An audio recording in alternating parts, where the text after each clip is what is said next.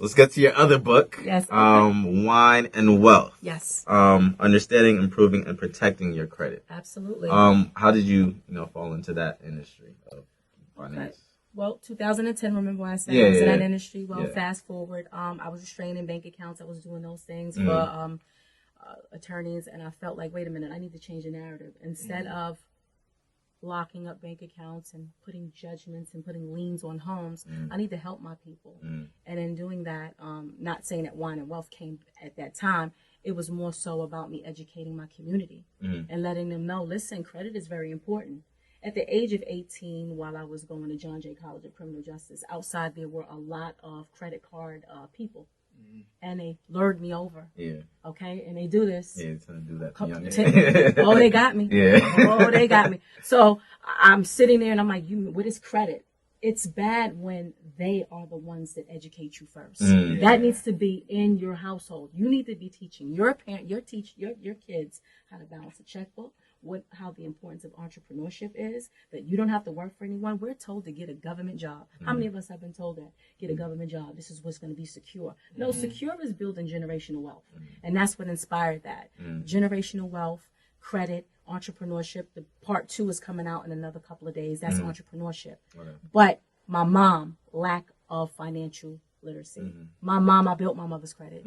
I helped her with her own credit. Yeah. So it was like, you giving me a credit card? What is this? What's going on here? Yeah. And then I said to my mom, do you know what credit is? Do you know what that is? No, I don't know what that is. I said, you know what I'm going to do? I'm going to see if I can, they asked me if I can add a name on it. This is 18. Mind you, I'm 40. This is 18. So I said, I'm gonna throw your name on there. Is that okay? That's fine. My mom spiked from a 2 score to a 850 in like 60 days. Wow. That's when I knew the power of credit. And I said, oh, I think I'm tapping into something. Yeah, so I just started doing people around the neighborhood for free. Yeah.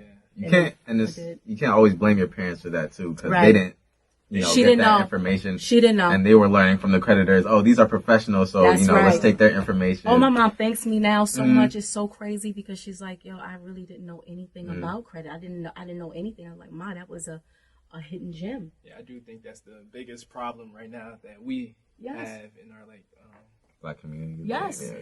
And they didn't have the internet to just Google everything. No. There wasn't, books everything just all around. Encyclopedia and things of that nature. But I didn't have Google in 1996, 97. Well, It was a little research for me too. It was like, well, Mom, listen. So your technology was better than your mom's, though. Yeah, definitely. But the desire to want to know. My mom didn't want to know. She didn't. She wanted to get that paycheck. Exactly. She didn't have it. And again, shout out to my mom, because my mom is top of the line at her organization where she works at. It's just that she said this was what it was. I had 9, 10 other siblings. Yeah. The baby went to college. That's all they could afford for. It was 10 kids. The baby. My mom wasn't the baby.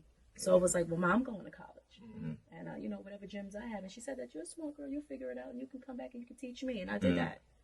No, that's great. That's great. Sunshine, I want to thank you so much for coming through, dropping all these gems. Yes, I hope I didn't overload your head. No. You asked me a question about youth advocacy. I didn't go over that.